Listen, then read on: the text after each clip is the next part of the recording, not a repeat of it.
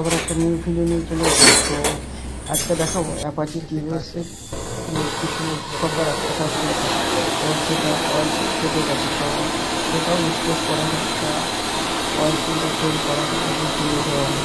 যে oil সিলটা change করা তো ওটা একটা রিপ্লেস করতে আমরা এখান থেকে অয়েলটাকে রাখবো। তো সেটাই আপনাকে দেখি কীভাবে কী কাজ হয় সেটা আসলে আপনাকে দেখে নিতে দেয়। ভিডিওটা খুলে দেখে ভালো লাগছে, ভিডিওটা দেখেন। তো আপনাদেরকে দেখালাম যে এটা হিট দিয়ে দিলে যাতে খুলতে অসুবিধা না হয়, তো ইজি খুলে গেল হিট দেওয়ার পরে। তো এবার এটাকে খুলছে এবং এটা খোলার প্রসেস চলছে। তো তোমরা ভিডিওটা দেখতে থাকো, এটা কিভাবে কাজ কমপ্লিট হয় সেটা পুরো ভিডিওটা না দেখলে তোমরা বুঝতে পারবে না যে পিছনে যে সাসপেন্ডার থাকে ওটাতে মধ্যে কীভাবে কাজ করে বা কী থাকে সেটা বুঝতে পারবে।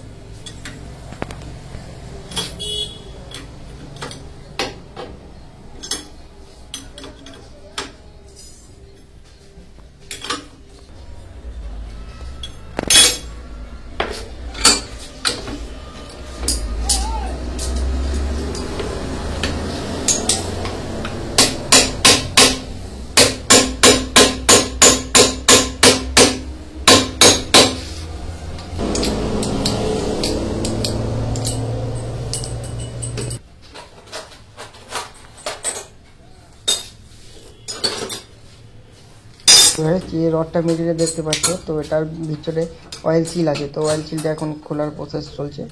তো আপনাদেরকে হালকা করে দেখিয়ে দিচ্ছি, সম্পূর্ণ ভিডিওটা করতে পারছি না, তো যতটা পারছি আপনাদেরকে দেখিয়ে দিচ্ছি।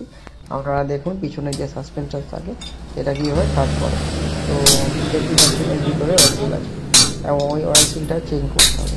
আর কাউকে একটা কাটে, কাউকে দুটো কাটে। তো অবশ্যই যখনই কাজ করাবেন তখনই দুটোটা চেঞ্জ করাই ভালো, তো সেটা দুটোই কমফোর্ট হবে।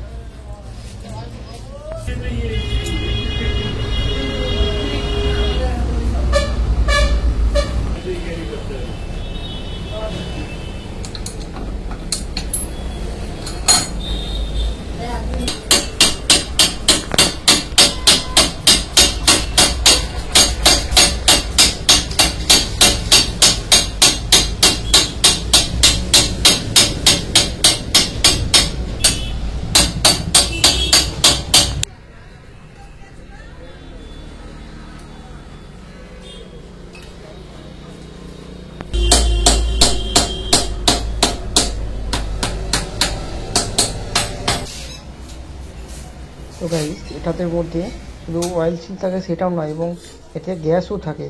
তো এখন দাদাটা গ্যাস ভরছে, তো দুটোতেই গ্যাস ভরছে দেখতে পাচ্ছ। আস্তে আস্তে যে রডটা আছে এটা উপর দিকে আসছে, তো এটা হচ্ছে গ্যাসটার কাজ এবং অয়েল সিলটাও দুটোই একসাথে কাজ করে। তো সম্পূর্ণ লাগা কমপ্লিট হয়ে গেছে। তো ভিডিওটা গাইস অবশ্যই ভালো লাগবে, তো তোমরা ভিডিওটা পুরো দেখো। এটা আমি এসেছিলাম রামপুরহাটে, তো সেই জন্য তোমাদেরকে ভিডিওটা একদম দেখে দিলাম। তো গাইস ভিডিওটা অবশ্যই দেখতে ভালো লাগবে।